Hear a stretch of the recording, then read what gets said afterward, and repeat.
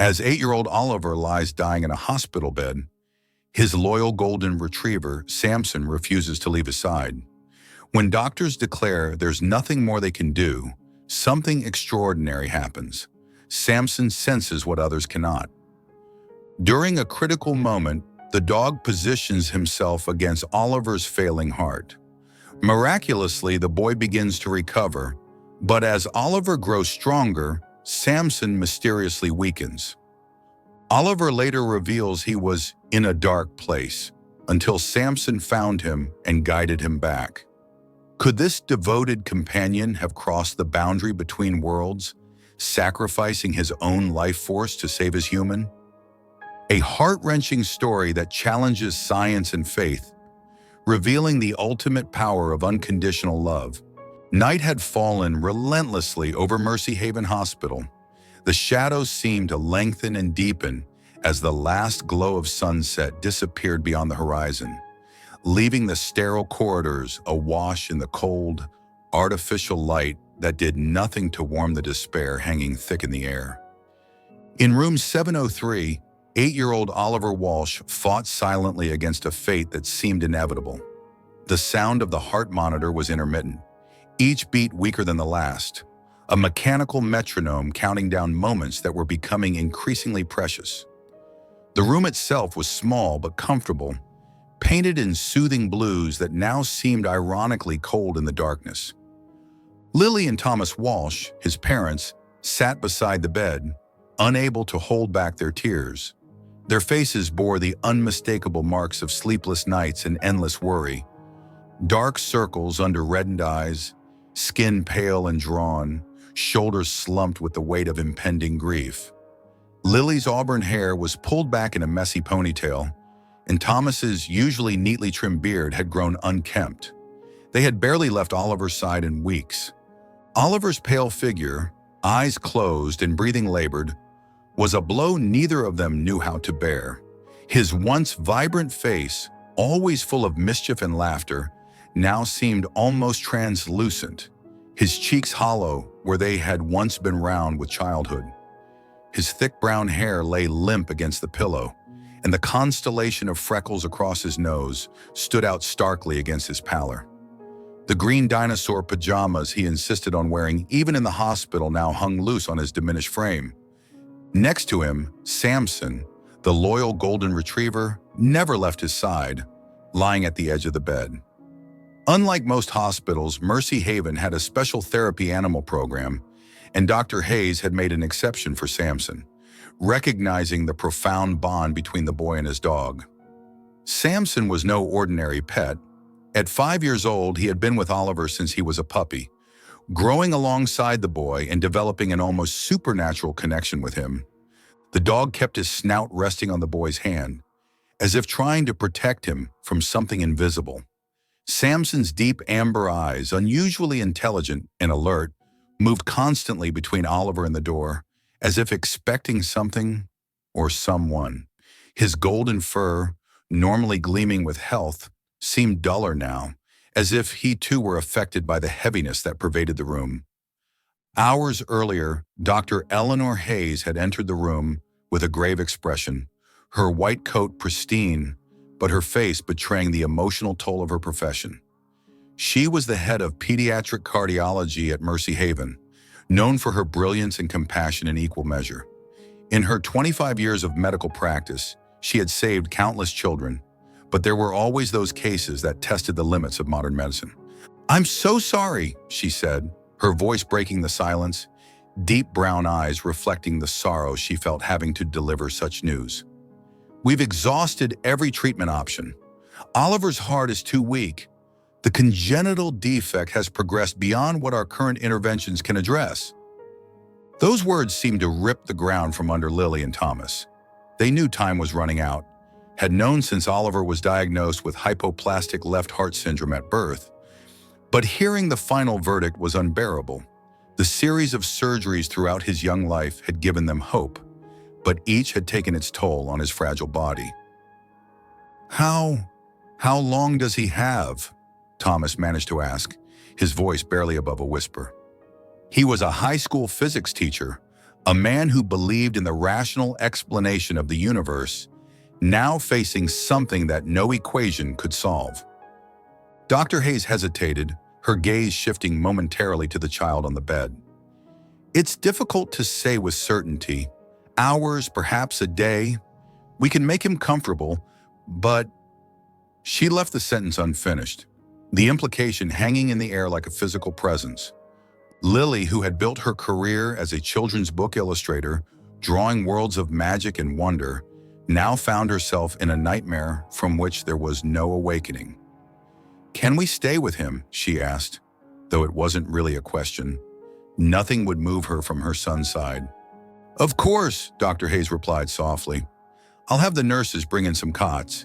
And yes, Samson can stay too." She added this last part without being asked, understanding the importance of the dog's presence. Since then, the room had felt like a prison of despair, where every second was filled with silent tears and lost gazes. The ticking of the wall clock seemed to echo with unusual loudness, each click a reminder of the precious time slipping away. But Samson, for some reason no one understood, seemed unwilling to give up. The dog paced back and forth as though waiting for something, his nails clicking softly against the linoleum floor. Occasionally, he would return to Oliver's side, nuzzling the boy's hand or licking his arm, before resuming his restless movement. His behavior was unusual enough that even the night nurse, Miranda, had commented on it during her last check. "That dog knows something," she had said, her Caribbean accent lending a musical quality to her words. "Animals have a sense about these things." Suddenly, Samson stopped, ears perked up. His attention turned to the window where the full moon's light seemed to pierce through the glass with unusual intensity. It was as if he was sensing something the humans couldn't. The air in the room seemed to shift, becoming somehow thicker, charged with an energy that raised the hair on Thomas's arms, despite the warmth of the hospital room. Lily, noticing the dog's restlessness, looked at Thomas with a mixture of hope and despair. Her green eyes, so like Oliver's, searched her husband's face for an explanation, but he could only shake his head slightly. Thomas had always been the family's anchor, solid and dependable, but now he felt adrift, powerless in the face of what was happening. "What is it, Samson?" Lily whispered, her voice hoarse from crying. The dog didn't respond to her voice as he normally would, his focus entirely on something unseen. Suddenly, Oliver's heart monitor started beeping irregularly.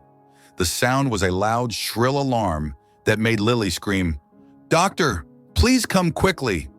Her voice cracked with panic as she lunged for the call button, pressing it repeatedly. The medical team rushed into the room, chaos taking over the space. Dr. Hayes adjusted the equipment while the nurses tried to stabilize Oliver. The room was suddenly crowded with medical personnel, their voices overlapping in urgent professional tones. "BP's dropping. Get the crash cart. Starting compressions."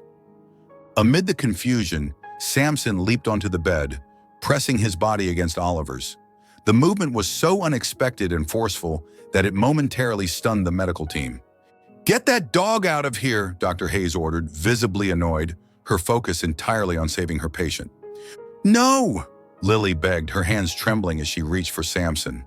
"Please, let him stay. We've tried everything." Her eyes locked with Dr. Hayes, silently pleading.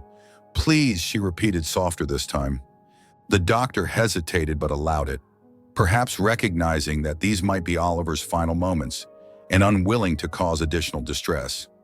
"Keep him out of the way," she conceded, turning back to the monitors. Samson lay next to Oliver, his deep breaths seeming to sync with the boy's. There was something almost ceremonial in the way the dog positioned himself, his body curled protectively around the small form of the child, his muzzle resting gently on Oliver's chest, directly over his heart. What happened next left everyone in the room frozen. The heart monitor began to stabilize. The erratic beeping slowed, then strengthened, becoming more regular with each passing second. Slowly, Oliver's body moved. A finger twitched, then his eyelids fluttered. He opened his eyes for the first time in days, and with a voice weaker than a whisper, murmured, Samson, you didn't leave me." The silence in the room was deafening. Lily's tears turned into sobs as Thomas tightly held his son's hand, his own vision blurred by tears. Dr. Hayes watched in disbelief, unable to explain what she had just witnessed. But there was something in Samson's gaze that seemed to say he knew that somehow, something more powerful was at play. And in that moment, one question hung in the air. How far can a dog's love go to save the one they love most? The relief in the room was instant, but no one could understand what had just happened. The doctors stared at the monitors as if they were witnessing something impossible. Oliver's eyes remained open, his breathing weak but steady, while Samson lay next to him as if his simple presence was the reason for the miraculous change. "This is extraordinary," Dr. Hayes murmured, checking the monitors again as if expecting to find they were malfunctioning. Her analytical mind was racing to find a medical explanation for what she was seeing. In her years of practice, she had witnessed unexpected recoveries, but nothing like this. Nothing so sudden and profound. Lily held her son's face in both hands, tears flowing endlessly. Her slender fingers traced the contours of his face as if to reassure herself that he was really there. "You're here, Oliver. You came back to us," she whispered, her voice choked with emotion. Oliver's gaze, though tired, was clear for the first time in days. "I was somewhere else, Mom," he said softly. "It was dark and cold, but Samson found me." Thomas exchanged a worried glance with Lily, unsure how to interpret their son's words. Was it a hallucination, a dream, or something more? Thomas had always prided himself on his rational approach to life, but what was happening now defied all logic. Dr. Hayes, still with an expression of disbelief, stepped forward. She looked at Lily and Thomas cautiously, trying not to give them false hope. "I don't know what happened, but Oliver is responding. We'll keep a close eye on him. This kind of recovery, it's unusual," she said, carefully choosing her words as if she couldn't believe what she was saying. "Unusual," Thomas repeated, a hint of disbelieving laughter in his voice. "Doctor, a moment ago you were telling us to prepare for the worst, and now he's awake and talking. What's going on?" Dr. Hayes's professional demeanor slipped for a moment, revealing the confusion beneath. "I wish I had an answer for you, Mr. Walsh. We'll run more tests, but—" She trailed off, her gaze moving to Samson, who hadn't budged from Oliver's side. "For now, let's just be grateful for this improvement, however it came about." While Oliver's parents focused on him, something peculiar was happening to Samson. The dog, normally energetic and full of life, seemed exhausted, as if he had carried an immense weight. He climbed down from Oliver's bed with uncharacteristic slowness and lay on the floor, but his eyes never left the boy for a moment. His golden fur seemed duller, and his breathing was heavier than usual. "We need to run some tests," Dr. Hayes said, regaining her professional composure. "I'd like to get a new set of scans and blood work." Lily nodded, but her eyes remained on Oliver. "Whatever you need, doctor, but can it wait a little while? He just woke up, and I don't want to overwhelm him." Dr. Hayes considered for a moment before nodding. "We can give him a little time. I'll send a nurse in to monitor him, and we'll schedule the test for this afternoon." She paused at the door, looking back at the family tableau, parents hovering protectively over their child, and the loyal dog keeping watch from the floor. There was something about the scene that touched her deeply, reminding her why she had chosen pediatrics in the first place. After the doctor left, Lily sat on the edge of Oliver's bed, stroking his hair. "How are you feeling, sweetheart?" she asked, still hardly believing he was awake and talking. Oliver's small hand reached for Samson, who immediately rose and placed his head within reach. "I'm tired, Mom, but I'm okay now. Samson helped me." His voice was stronger now, though still a shadow of his usual exuberant tone. Thomas pulled his chair closer to the bed. "What do you mean, buddy? How did Samson help you?" Oliver looked at his father, his green eyes serious beyond his years. "He found me in the dark place. He showed me the way back." He said this with the simple conviction of a child, as if it were the most natural thing in the world. Thomas glanced at Lily, unsure how to respond. He wanted to dismiss it as the imagination of a very sick child, but there was something in Oliver's expression that gave him pause. And then there was the timing of his recovery, so closely linked to Samson's strange behavior. Lily noticed the change in Samson and stroked his head. "You saved Oliver, Samson. You're our angel," she said, her voice full of gratitude. The dog looked up at her, his amber eyes seeming to hold a wisdom beyond his nature, but his body language spoke of exhaustion. Despite Oliver's sudden improvement, tension still hung in the air. The doctor ordered a series of immediate tests to understand what was happening. The nurses began moving the equipment around the boy while he lay still, quiet but conscious. Lily and Thomas were instructed to wait outside during some of the procedures, but neither of them wanted to leave the room.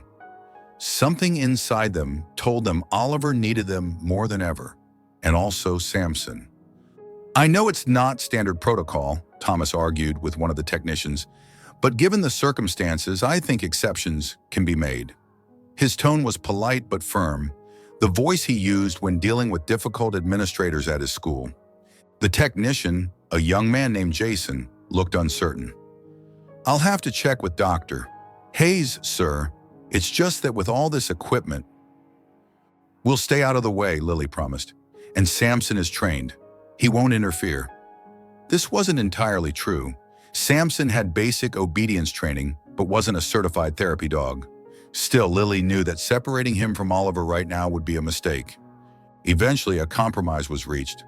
Lily and Thomas could remain in the room during most of the tests, though they had to step out for the MRI. Samson, to everyone's surprise, was allowed to stay even then, curled up at the foot of Oliver's bed, watchful and protective. Throughout the day, as Oliver underwent examination after examination, Thomas's mind kept returning to the mystery of what had happened. He had always been a seeker of knowledge, fascinated by the laws that govern the universe. As a physics teacher, he encouraged his students to question everything, to look for explanations based in fact and reason. But what he had witnessed in Oliver's room defied rational explanation. Meanwhile, Lily, whose work as an illustrator had always been informed by a rich inner world of imagination, found herself wondering if there were realms beyond the physical that science had yet to understand. Her books often dealt with magical connections between humans and animals, bonds that transcended ordinary understanding. Had she been tapping into something real all along? Something that Samson had somehow accessed to help Oliver? As evening approached, Thomas began to remember something he had read years ago in one of his more esoteric scientific journals. He looked at Lily, hesitant, and asked, "Have you ever heard of cases where animals heal people?" It's not scientific, but there have been documented instances of pets seemingly aware of medical crises before they happen. Dogs detecting seizures or cancer, for example. Lily, still holding Oliver's hand as he dozed, considered this. "I've read about service dogs trained to detect changes in body chemistry, but this feels different. Samson isn't a trained medical dog." "No, but the bond between him and Oliver has always been special," Thomas replied quietly, watching the dog who, despite his obvious fatigue, remained vigilant beside the bed. "Maybe there's something there we don't understand yet." Lily shook her head, still holding Oliver's hand. "Thomas, I don't know what happened, but I'm starting to believe that Samson did something none of us understand." Her artist's imagination, which had always been her strength, was now wrestling with possibilities that stretched credulity. "Maybe it's not about understanding," Thomas suggested, surprising himself with the words. "Maybe it's just about accepting that there are connections, bonds, that we can't fully explain." At that moment, Oliver closed his eyes again, not out of weakness, but in a peaceful rest he hadn't had in weeks. And although the monitors showed stability, a mystery still lingered in the air. Was Samson's love what saved Oliver? Or was there something deeper and inexplicable happening between them? The hours following Oliver's recovery were marked by a tense silence and lingering questions. He was alive, his condition stable, but the medical team couldn't explain what had happened. Dr. Hayes, known for her skeptical nature and confidence in science, spent hours reviewing the initial test results in her office. The door closed to allow for complete concentration. Nothing seemed to justify Oliver's sudden improvement. Her office was a sanctuary of order amidst the controlled chaos of the hospital. Diplomas and certifications lined the walls. Harvard Medical School, Johns Hopkins residency, fellowships at prestigious institutions, all testaments to her expertise. Yet none of her training had prepared her for what she had witnessed in room 703. "It doesn't make sense," she muttered to herself, flipping through Oliver's charts for the third time. The ECG showed a heart that had been failing rapidly, followed by an inexplicable strengthening. The blood work revealed improved oxygen levels without any additional intervention. It was as if Oliver's body had somehow found reserves of strength that hadn't been there before. A knock at her door interrupted her thoughts. Dr. Marcus Chen, a colleague from neurology, entered with a concerned expression. "Eleanor, you've been holed up in here for hours. The nurses are saying you haven't even taken a break for lunch."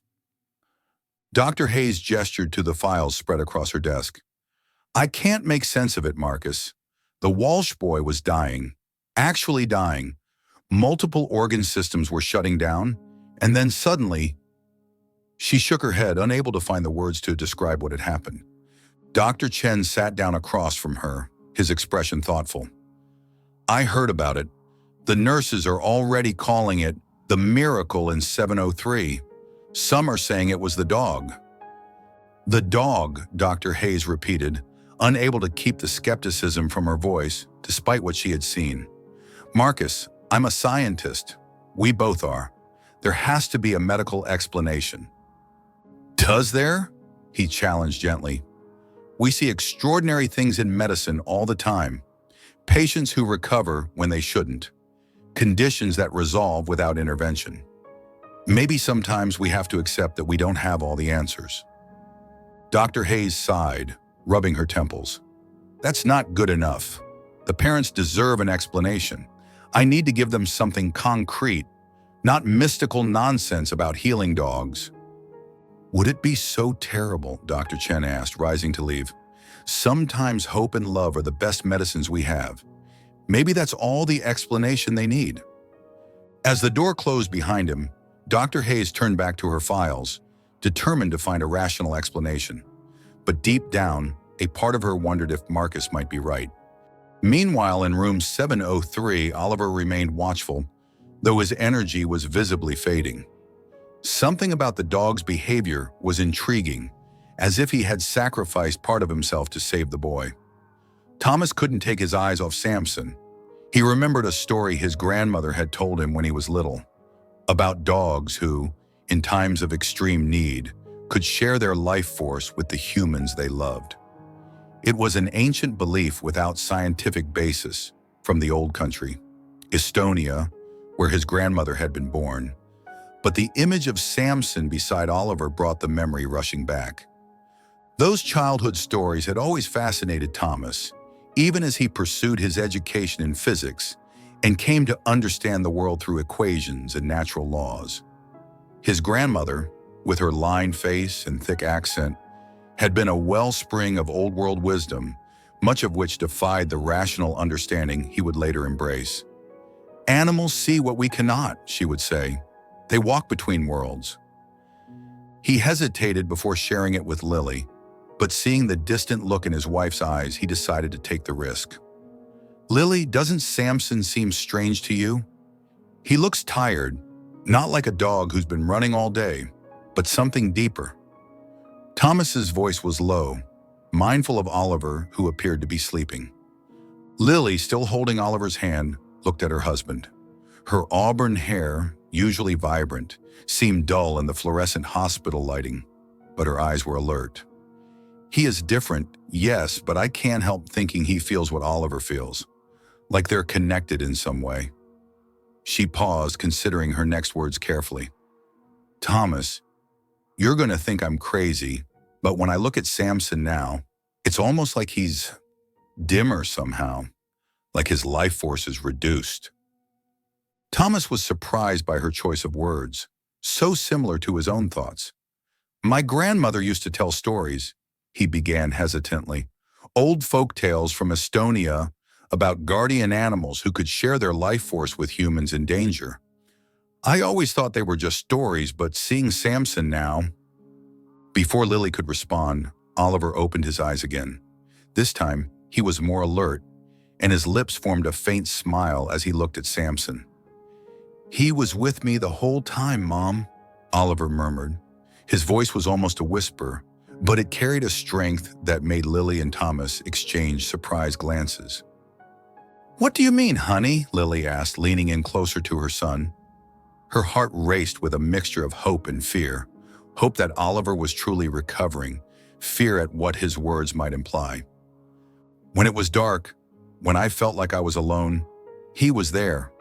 I could hear Samson. He didn't let me go." Oliver's words filled the room with a heavy yet emotional atmosphere. He reached out a pale hand to touch Samson's fur, and the dog moved closer, though with visible effort. Thomas swallowed hard, trying to process what his son was saying. How could a dog be there, wherever Oliver was?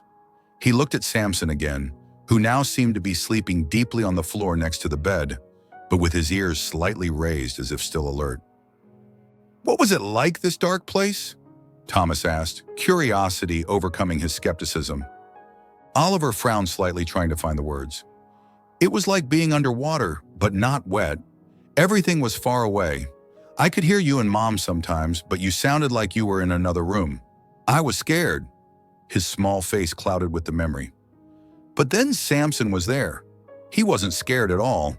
He showed me the way back." Lily and Thomas exchanged another glance, unsure how to respond. Was Oliver describing a near-death experience? Or was it the hallucination of a brain deprived of oxygen? Neither explanation seemed to fully account for what had happened. "The important thing is that you're back with us now," Lily said softly, smoothing Oliver's hair back from his forehead. "And we have Samson to thank for that, it seems." Oliver nodded, his eyelids growing heavy again. "Samson is the best dog in the world," he murmured as he drifted back to sleep. Later that night, when the hospital finally became quiet and the nurse's frantic pace slowed, Lily sat next to Oliver while Thomas stepped out to get some coffee from the vending machine at the end of the hall. The floor was nearly deserted at this hour, with only the occasional nurse making rounds. The fluorescent lights had been dimmed to their night setting, casting everything in a soft, slightly surreal glow. Thomas stood before the ancient coffee machine, watching it sputter and gurgle as it dispensed a liquid that only vaguely resembled coffee. His mind was too full for sleep, cycling through the events of the day, searching for an explanation that would satisfy his scientific mind. A soft voice behind him made him turn. "Quite a day for your family, Mr. Walsh." It was Miranda, the night nurse who had been caring for Oliver since his admission. Her dark eyes were kind in her round face, and there was something comforting about her presence. "Yes, it's been extraordinary," Thomas replied, accepting the cup of dubious coffee from the machine. Miranda nodded, her expression thoughtful. "I've worked in this hospital for 30 years, and I've seen things that no medical textbook can explain. Your son's dog, there's something special there." Thomas looked at her curiously. "You believe Samson had something to do with Oliver's recovery?" "Don't you?" she countered gently. "I saw the way that dog was behaving before everything happened.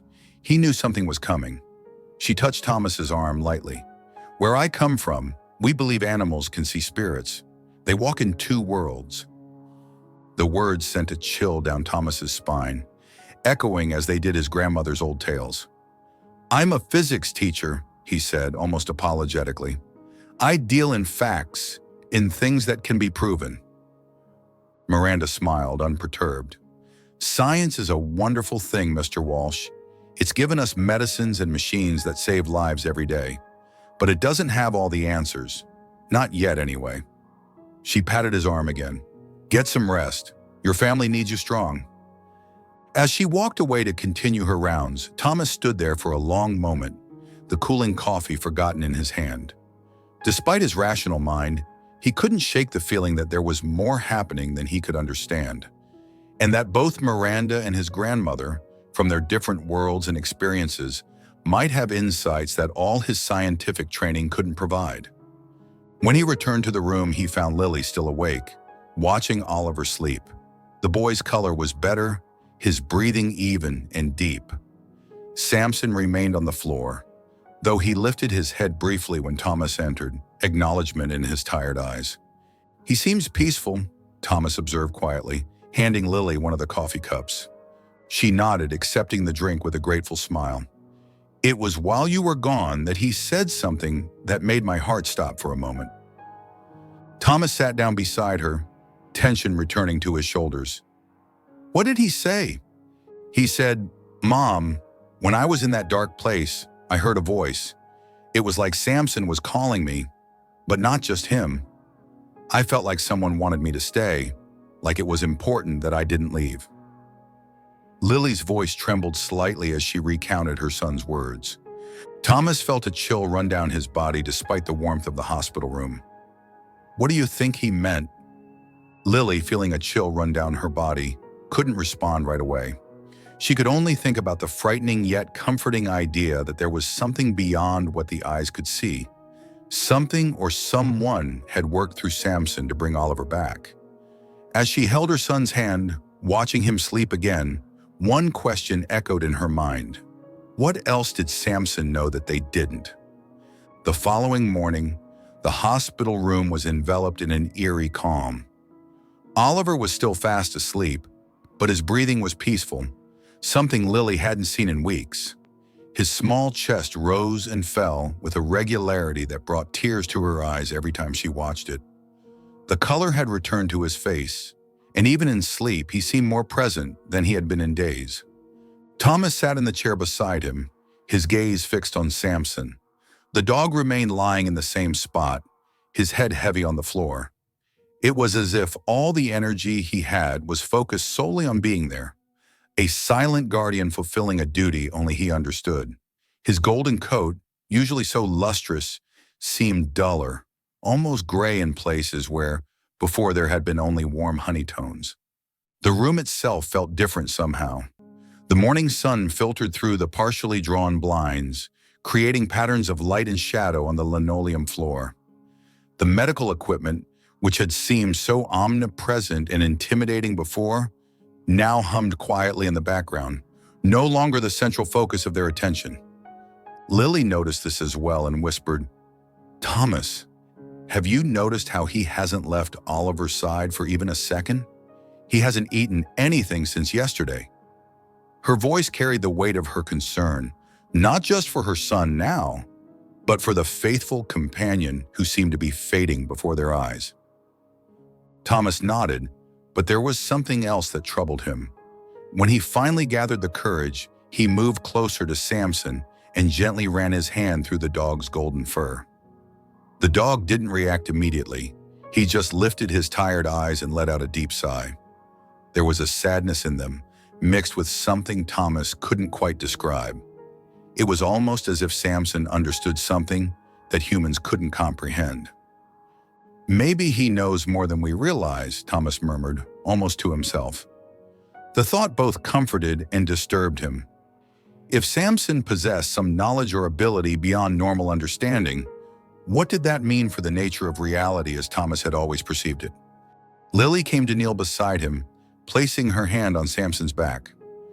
"He's always been special, hasn't he? Even as a puppy, the way he would look at us sometimes." She trailed off, memories flooding back of the day they had brought Samson home.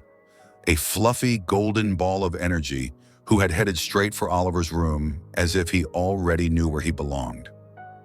"Do you remember how he used to sleep under Oliver's crib?" Thomas asked, a small smile lifting the corners of his mouth despite the gravity of the situation. The breeder said she'd never seen a puppy so young be so protective. Lily nodded, her own smile bittersweet. and how he would alert us when Oliver had those fevers, before we even knew he was sick. The memory brought a fresh wave of emotion. Thomas, what's happening to him? Is he dying? Thomas couldn't answer. The possibility was too painful to voice, even as the evidence was before their eyes. Samson was declining rapidly, his once vibrant presence diminishing hour by hour. Meanwhile, Oliver began to stir in bed. His eyes opened slowly, and when he saw Samson on the floor, he reached out to touch him. Lily immediately helped him sit up, concerned, but Oliver seemed determined. "I need him, Mom. He's the reason I'm here," the boy said, his voice still weak but firm enough to leave Lily speechless. There was a maturity in his tone that hadn't been there before, as if his experience in that dark place had somehow aged him. Thomas helped Samson up onto the bed, noticing how the dog struggled to make the small leap that would have been effortless for him just days ago. Once settled beside Oliver, Samson seemed to relax slightly, his body curled protectively around the boy. The moment was interrupted when Dr. Hayes entered the room, holding a clipboard with an expression that mixed relief and confusion. Her usual composed demeanor was slightly frayed at the edges, betraying the night she had spent poring over Oliver's test results. "Oliver's tests are normal," she announced, the disbelief evident in her voice. "Not just stable, normal. His heart function has improved significantly, his oxygen levels are up, and there's no sign of the multi-organ failure we were seeing just 2 days ago." She looked at Thomas and Lily, hesitating before continuing. "This doesn't make sense. There was no indication he could recover this quickly, if at all. I don't know how to explain it." She paused, running a hand through her short gray hair, a rare gesture of uncertainty from the usually confident physician. "Did you notice anything unusual? Any changes that could have caused this?" Thomas and Lily exchanged looks. They didn't know how to explain what was happening without sounding insane. After all, who would believe that the bond between a boy and his dog could be the key to something so miraculous? "All we know is that Samson hasn't left his side," Lily answered, trying to keep her voice calm. "Maybe that helped." It was an understatement so profound it almost felt like a lie. But how could she explain what they had witnessed? What they were still witnessing, as Samson seemed to fade while Oliver thrived. Dr. Hayes looked at Samson as if considering the unlikely possibility. She knew she couldn't base her conclusions on anything but science, but the intensity in the dog's gaze made her hesitate for a moment. "Well, we'll continue monitoring Oliver, but I have to say this case is unique." She smiled at Oliver, who was watching her with curious eyes. "You're quite the fighter, young man." "It wasn't me," Oliver said simply. "It was Samson. He found me and brought me back." Dr. Hayes' smile faltered slightly, but she recovered quickly. "Well, then we have a lot to thank Samson for, don't we?" She made a few notes on her clipboard. "I'd like to keep Oliver for another day or two for observation, but if he continues to improve at this rate, you might be able to take him home soon." After the doctor left, Thomas approached the window, trying to find answers in the gray landscape outside. The hospital was situated on a hill overlooking the city, and from the 4th floor, there was a panoramic view of the skyline against the backdrop of mountains in the distance. It was a beautiful day, the sun bright in a clear blue sky, but Thomas could take no joy in it. He knew something extraordinary was happening, something that defied any logical explanation. And as he looked at Samson, who now seemed even more exhausted, he felt a wave of guilt for not being able to ease the burden the dog seemed to carry. "What's happening, Samson?" he whispered, too low for Lily or Oliver to hear. "What did you do?" The dog's amber eyes met his, and for a moment, Thomas could have sworn there was a human-like understanding in them, a wisdom and acceptance that transcended the bounds of what he had always believed possible. One thing was certain, though. Samson was playing a role no one could explain. What motivated him? What did he know? And more importantly, how far would he go for Oliver? Samson remained by Oliver's side, his eyes now dull and his strength visibly fading with each passing hour. It was as if each beat of Oliver's strengthening heart came at the cost of Samson's vitality. The once vibrant golden retriever now moved with the slowness of an elderly dog, though he was only 5 years old and had been the picture of health just days before. Lily felt a tighter knot in her heart as she watched the dog. She had always had a special bond with animals, had drawn them for her children's books with a sensitivity that captured not just their appearance, but something of their essence. Now watching Samson's steady decline, she felt a grief that threatened to overwhelm the joy of Oliver's miraculous recovery. "Thomas," she whispered, pulling her husband into the corridor outside Oliver's room. "Something's wrong with Samson. I think he needs to see a vet." Thomas rubbed his tired eyes, the stubble on his chin now approaching a full beard after days without shaving. "I know. I've been noticing it too. But how do we explain this? That our dog somehow traded his health for our son's?" Lily shook her head, tears welling in her eyes. "I don't know, but we have to do something. Samson saved Oliver. We can't just watch him waste away." Thomas pulled her into an embrace, feeling her tears soak through his rumpled shirt. "I'll make some calls. There's a veterinary hospital not far from here. Maybe they can send someone." He began to notice small changes in the dog's behavior beyond the obvious physical decline. Samson no longer reacted to sounds around him and didn't even lift his head when called. The dog who had once bounded to the door at the mere jingle of his leash now seemed to exist in a world of his own, his focus entirely on Oliver to the exclusion of all else. It was as if his very existence was being drained, poured out in service to the boy he loved. Oliver, however, showed an improvement that no one could explain. His cheeks had regained their healthy color, and his eyes, those bright green eyes so like his mother's, sparkled with returning life. That afternoon he asked to sit at the edge of the bed. His voice, once weak, now sounded firmer. "Mom, I need Samson to stay with me, even if he's tired," Oliver said, gently holding the dog's leash in his small hands. The leather was worn from years of walks in the park, games of fetch, and adventures that had bonded boy and dog in a way that now seemed almost supernatural. Lily tried to hide the worry on her face, but Samson's fragility was too obvious. She glanced at the dog, noticing how his golden fur had lost its luster, how his once muscular frame seemed to have diminished. Still, how could she deny her son when he seemed to be coming back to life after a nightmare? "Of course, sweetheart," she assured him, sitting beside him on the bed. "Samson isn't going anywhere." As she said the words, a cold fear gripped her heart. What if that wasn't true? What if Samson was slipping away even as Oliver returned? Thomas, on the other hand, couldn't shake the feeling that something beyond his understanding was happening. During the night, while Lily dozed in the uncomfortable hospital chair and Oliver slept peacefully with Samson curled at his feet, Thomas got up and went to the hospital hallway. The corridor was quiet at this late hour, lit only by the soft glow of emergency lights and the occasional glare from the nurse's station. He stood watching the sky through the window at the end of the hall. The stars shone brightly in the clear night, a vast canopy of light against the darkness.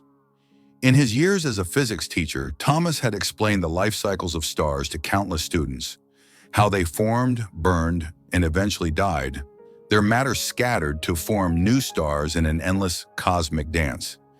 It was a process governed by the immutable laws of physics, predictable and quantifiable. But what was happening with Oliver and Samson followed no law Thomas had ever studied. "How can this be happening?" he murmured to himself, the reflection of his troubled face ghostly in the window glass. "Why does it feel like Samson is giving something of himself to Oliver?" A soft voice behind him made him start. "Sometimes love doesn't follow the rules we think it should." Thomas turned to find Miranda, the night nurse, standing a few feet away, her dark face serene in the dim light. "I didn't hear you approach," he said, composing himself. Miranda smiled gently. "You're trying to make sense of what's happening with your son and his dog, aren't you?" Thomas sighed, his shoulders sagging with the weight of exhaustion and confusion. "I'm a physics teacher. I believe in cause and effect, in natural laws that govern the universe. But this," he gestured helplessly toward Oliver's room, "this defies everything I understand." Miranda was silent for a moment, her gaze steady on Thomas's face. "Mr. Walsh, I've worked in this hospital for 30 years. I've seen children recover when every medical indicator said they wouldn't. I've seen patients die when all signs pointed to recovery. Medicine knows a lot, but it doesn't know everything." "Are you suggesting this is supernatural?" Thomas asked, the word feeling strange on his tongue. "I'm suggesting," Miranda replied carefully, "that the bond between living beings is more profound than we understand. In my homeland, we have stories of souls that are connected, humans, animals, all part of the same web of life. When one soul reaches out to another in love, powerful things can happen." Thomas wanted to dismiss her words as superstition, but after what he had witnessed, he found he couldn't. "Samson is dying," he said, the words catching in his throat. "He's saving Oliver, but he's dying." Miranda's expression softened with compassion. "I know. I've seen it in his eyes. He's made a choice." "But how?" Thomas asked, desperation edging his voice. "How can a dog make such a choice? How can he possibly know what he's doing?" "Love doesn't need words, Mr. Walsh," Miranda said simply. "It just needs a willing heart." She touched his arm gently. "Go back to your family. Be with them. Some moments in life are sacred, even if we don't understand them." When he returned to the room, he found Lily sitting beside Oliver, who was sleeping peacefully. Samson, as always, remained still on the floor, his eyes fixed on the boy as if standing guard. The silence in the room was absolute, broken only by the soft sound of Oliver's breathing and the occasional electronic beep from the monitoring equipment that remained connected to him. Thomas felt a lump in his throat as he approached the dog. He kneeled beside Samson and ran his hand over his head, which was resting on his front paws. The dog's fur felt different, drier, somehow lifeless. "You're doing something none of us understand, aren't you?" he whispered, stroking the golden head gently. "But at what cost?" Samson's eyes, once bright with intelligence and energy, now seemed clouded with exhaustion. Yet there was still a spark there, a determination that transcended his physical decline. He lifted his muzzle slightly, pressing it against Thomas's hand in a gesture of such profound trust that Thomas felt tears spring to his eyes. "Thank you," Thomas whispered, his voice breaking, "for whatever you're doing, for saving our boy." Lily watched this interaction silently, her heart both breaking and swelling with love. She had always known Thomas to be a kind man, a good father, but seeing him acknowledge what was happening, seeing him put aside his scientist skepticism to speak directly to Samson's heart, touched her deeply. "He knows," she said softly, her voice barely audible. "Samson knows what he's doing. He always has." Thomas nodded, unable to speak through the tightness in his throat. In that moment, as the 3 humans and 1 dog shared the quiet hospital room, there was a sense of something sacred happening, something beyond words or explanation, but no less real for its mystery. The next morning, Dr. Hayes returned with more test results. She seemed incredulous as she spoke, her professional composure slipping to reveal genuine amazement. "There's no way to explain this medically. Oliver is not only stable, but showing signs of full recovery. His heart function has improved to near normal levels. If this continues, he might be discharged in a few days." She looked at the parents with a mix of joy and confusion. "But I have to ask, was there some intervention we don't know about? Some alternative treatment?" Thomas and Lily hesitated, exchanging a glance loaded with unspoken understanding. How could they explain that the beating heart in that room wasn't being strengthened by medicine or surgery, but by the selfless love of a golden retriever? That the dog seemed to be silently fighting for his owner in a sacrifice no one knew how far it could go? What no one could ignore was that every step Oliver took toward life seemed to cost a piece of Samson's vitality. No other interventions, Thomas finally said, choosing his words carefully. Just love. He glanced at Samson, who lay motionless by the bed, his breathing shallow but steady. Sometimes that's the strongest medicine. Dr. Hayes followed his gaze to the dog, her scientific mind clearly struggling with what she was witnessing. Well, she said after a moment, whatever the cause, the effect is remarkable. We'll continue monitoring Oliver, but at this rate, you could be taking him home by the end of the week. As the doctor left, Lily moved to sit on the edge of Oliver's bed. Her son was awake now, watching them with clear eyes. Hey, buddy, she said, smoothing his hair back from his forehead. Doctor, Hayes says you might be able to go home soon. Isn't that great? Oliver nodded, but his expression remained serious. What about Samson? Will he come home too? Lily's heart constricted painfully in her chest. Of course he will, she assured her son, though the words felt hollow as she looked at the declining dog. Samson is part of our family. He's tired, Mom, Oliver said, his voice small but certain. He gave me something important, and now he's tired. Thomas moved to join them, sitting in the chair beside the bed. What do you mean, Oliver? What did Samson give you? Oliver's green eyes, so like his mother's as seemed to look beyond them, focusing on something only he could see. When I was in the dark place, I was cold and scared. I couldn't find my way back, but Samson came. He was bright, like he was made of light. He said I needed to come home, that you and Mom were waiting. He showed me the way. Thomas and Lily exchanged another glance, both struggling to comprehend their son's words. Was this a child's imagination interpreting an experience beyond understanding? Or was there truth in what Oliver was saying? Had Samson somehow reached across the boundary between life and death to guide Oliver back? Samson loves you very much, Lily said, deciding that whether literal or metaphorical, the love was real and undeniable. I know, Oliver replied simply, and I love him too. That's why I need to help him now. Help him? Thomas repeated, a note of concern in his voice. What do you mean, buddy? Oliver looked at his father with a solemnity that seemed out of place on his young face. He's tired because he gave me some of his light. I need to give some back. Before Thomas could respond, Oliver reached down to touch Samson, placing his small hand on the dog's head. For a moment, nothing seemed to happen. Then, to Thomas and Lily's amazement, Samson's eyes opened fully for the first time in days. There was a clarity there that had been missing, a spark of the dog they had known before this ordeal began. See? Oliver said, his face brightening with a smile. We help each other. That's what Samson told me. Thomas, unable to bear the weight of the situation, stepped out into the hallway again, this time with tears in his eyes. The rational part of his mind, the physicist, the educator, the man of science, was at war with what he had just witnessed. But the father in him, the part that loved Oliver more than life itself, could only feel a profound gratitude for whatever was happening, even if it defied explanation. Something was about to happen, something no one there could prevent. Thomas could feel it in the air, a tension like the buildup before a summer storm.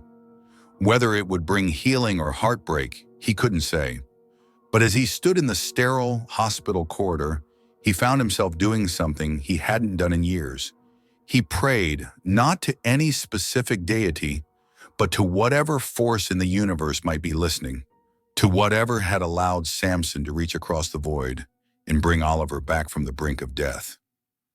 Please, he whispered, the word both a petition and a surrender. Please. The night was silent in the hospital. Oliver slept peacefully, while Samson seemed more and more fragile beside the bed on the floor. The dog barely opened his eyes as if the weight of what he had done was draining his strength. Lily looked at him with a heavy heart, fearing what no one wanted to admit. Samson was sacrificing himself. Thomas remained by the window, watching the full moon light up the room. He felt a mix of gratitude and guilt seeing the dog so worn out. Oliver, however, gently woke up and looked directly at Samson. "Mom, Dad, he's tired. I know he helped me. He saved me," the boy said, his voice weak. Lily stroked Samson's head, tears streaming down her face. "You're our hero, Samson, but now we need to take care of you." Thomas tried to sound firm. "Oliver, we'll do everything we can for him. He'll be fine, just like you." Oliver slowly shook his head. "He protected me when I was in that dark place. Now he needs to rest." Thomas decided to step out into the hospital garden, seeking a moment of clarity. Outside under the silver moonlight, he felt a presence by his side. It was Samson, who had somehow found the strength to follow him. The dog looked at Thomas with tired eyes, but they were full of purpose. Thomas kneeled down and gently held Samson's face, tears welling up. "You're telling me something, aren't you?" he whispered. "But why does it feel like you're saying goodbye?" Samson softly licked his hand before lying down on the grass.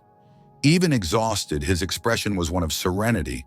Thomas felt the dog was trying to communicate something he couldn't fully understand. Back in the room, Lily noticed Thomas's downcast look. "What happened?" she asked anxiously. "He's showing us that all of this has a purpose," Thomas replied, struggling to speak. "But I think we need to prepare for what's coming next." Once again, Samson's presence brought questions without answers. How far would he go for Oliver? Morning arrived quietly in room 703, but the tension still hung in the air. Oliver was awake, watching Samson with eyes full of worry. The dog remained by the bed, motionless, his chest rising and falling slowly, as if each breath was a huge effort. Lily adjusted her son's pillows, but her attention was on Samson. She knew something was deeply wrong, but she didn't have the courage to admit it. Thomas entered the room with 2 cups of coffee. He paused for a moment, observing the scene. Oliver holding Samson's leash, while Lily gently stroked the dog's golden fur. The room was filled with a silent connection, something that went beyond words. Thomas approached, handing one of the cups to Lily. "He's still not up?" he asked, his voice soft. Lily shook her head. "He won't leave Oliver's side. It's like he's forcing himself to stay here, even if it's costing him everything." Oliver looked at his parents, his voice soft but firm. "Mom, Dad, I want us to help Samson. He helped me when no one else could. Now it's his turn." Thomas felt a tightness in his chest as he heard those words. He knew Oliver was right, but how could they help an animal who seemed to be giving up its own life out of love? As he tried to find an answer, Oliver added, "I feel like he needs us now more than ever." Later that day, Dr. Hayes entered the room with an expression that mixed relief and curiosity. "Oliver is improving incredibly. If he continues like this, we might be able to discharge him in a few days," he said, trying not to let his disbelief show. Thomas, however, couldn't fully feel joy. "And Samson?" he asked, pointing to the dog by the bed. Dr. Hayes frowned, briefly glancing at Samson. "He looks exhausted. Could be the stress. Animals can be very sensitive to human emotions. But other than that, I don't see anything obvious. You could take him to a vet to be sure." After the doctor left, Thomas and Lily decided they needed to take action. They called a local veterinarian who arrived at the hospital that afternoon. The doctor, a kind-looking woman named Ellen, examined Samson carefully. "He's very tired, but I don't see signs of physical illness," she said, gently petting the dog. "It's like he's emotionally drained. Did you mention that he's been very close to Oliver?" Thomas nodded, his voice choked. "He hasn't left Oliver's side since all of this started. It's like he's protecting our son from something." Ellen looked at the dog with a knowing expression. Dogs have a very strong bond with their owners. Sometimes they give of themselves in ways we as humans don't understand. Samson seems to be carrying the weight of something only he can feel. As Ellen left the room, Oliver called his parents over with a serious look on his face. "I want Samson to know how much I love him. Do you promise he'll be okay?" he asked, his voice filled with emotion. Lily and Thomas exchanged looks, feeling the weight of the request. They didn't know what the future held, but one thing was certain. The bond between Oliver and Samson was beyond anything they could explain. Night had fallen over the hospital, bringing an unusual calm to room 703. Oliver, now sitting comfortably in bed, looked at Samson with attentive, emotional eyes. The dog remained by his side, but his energy seemed almost non-existent. His breathing was slow, heavy, and the light in his eyes was beginning to fade. Lily sat beside her son, holding his hand tenderly, while Thomas, with his hands in his pockets, stood by the window. "Mom, I know Samson is tired," Oliver said, his voice soft but filled with emotion. "He's still here for me, but I feel like he's trying too hard." Lily took a deep breath, trying to hold back her tears. She knew Oliver was right, but the thought of losing Samson was unbearable. "He's strong, my love. He's done everything for you, and somehow he's still protecting you." Thomas slowly turned, watching the scene with a weight that seemed unbearable. He approached the bed, crouched beside Oliver, and placed his hand over his son's. "Oliver, Samson gave everything he could to save you. Maybe it's time to let him rest for a while. He did this because he loves you, but now he needs us to take care of him." Thomas's words echoed in the silence of the room. Oliver looked at his father, his eyes filled with tears. "I know, Dad, but I want him to know that I'll never forget what he did for me. Never." During the night, the room was immersed in an almost supernatural calm. Oliver's monitor continued emitting its rhythmic signals, indicating that the boy was stable. However, by the bed, Samson seemed different. His breathing was even slower, and he could barely keep his eyes open. When he opened them for a brief moment, he looked directly at Oliver as if transmitting a final, silent message. Thomas noticed the change and knelt beside Samson, gently stroking his head. "You did something none of us can understand, kid. You gave everything for Oliver. Thank you. Thank you for being part of our family." The sun began to rise on the horizon, painting the sky with a soft orange hue, when Oliver woke up with a sense of peace he hadn't felt in weeks. He looked around the room and realized that Samson was still beside him, his head resting on his paws. The dog had finally found peace. Lily approached Oliver, wrapping him in a tight hug. Thomas, with tears streaming down his face, placed his hand on their shoulders, creating a silent bond between them. They knew Samson had passed, but his presence was still strongly felt in the room. As the sun illuminated the early moments of the morning, they all understood that Samson didn't just save Oliver, but also left an eternal lesson. Unconditional love has the power to transform lives and remain alive even when the body's gone. The morning light filled room 703 with an unusual serenity. Oliver held Samson's leash, his eyes fixed on the window. There was an emptiness in the room, but also a peace that no one could explain. Lily and Thomas, sitting next to their son, felt the weight of the loss, but also the strength of what Samson had done. When Dr. Hayes entered with the test results, his expression reflected confusion. "Oliver isn't just improving, he's stronger than we expected. This doesn't make sense." He looked at the parents, hesitating. Is there something you're not telling me?" Lily took a deep breath before responding. "It was love. Samson gave everything for our son." The doctor just nodded, speechless, and left, leaving behind a sense of mystery that no one could explain. Later that day, Oliver asked to walk in the hospital garden. With his parents' help, he slowly walked to a bench under a tree. He suddenly stopped and pointed to the empty lawn ahead. "He's here." Thomas looked at Lily, confused. "Samson?" he asked. Oliver smiled softly. "He said he's okay, and he will always take care of us." The parents exchanged a tearful glance, feeling something beyond what they could comprehend. Back in the room, Oliver began to draw.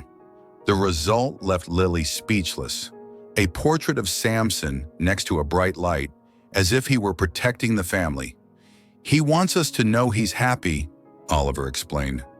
The drawing was placed on the wall as a reminder of the dog's sacrifice and love. That night, Oliver slept soundly while Lily and Thomas sat beside him. Thomas broke the silence. "Samson showed us what true love is." Lily nodded, holding her husband's hand. They knew that even though Samson was gone, he remained present in every moment, uniting the family in a unique and eternal way. The days at the hospital came to an end when Oliver was finally discharged. The medical team applauded his departure, still amazed by the recovery that defied any explanation. Thomas carried his son's backpack while Lily held his hand, helping him walk slowly to the car. In Oliver's pocket, Samson's collar remained as a talisman, a symbol of the love that had brought him back. Back home, Samson's absence was palpable. The dog's bed was still in the corner of the room, and his toys scattered about seemed to remind the family of his loyalty. Oliver, however, didn't seem sad. He spent the afternoon drawing again, creating images of Samson running through green fields under a bright sky. "He's happy now," Oliver said with a calm smile, "and he wants us to be happy too." Thomas, watching his son, felt something stir within him. Inspired by all that Samson had done, he suggested something new to the family. "What if we helped other animals the way Samson helped us? We can do it in his honor." Lily smiled, moved by the idea. "I think he would love that." From that day on, the family began visiting animal shelters, helping care for abandoned dogs and finding homes for them.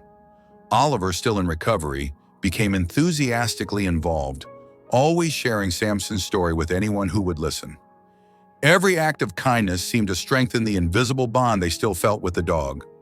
Time passed, but Samson's memory remained alive, not only in the hearts of Oliver, Lily, and Thomas, but also in the lives of countless animals who were touched by his legacy. They understood that the love they had received never disappeared. It had simply transformed into something even greater. And so, Samson's journey continued, not just as a memory, but as a force that inspired the family and everyone around them to spread the unconditional love he had shown.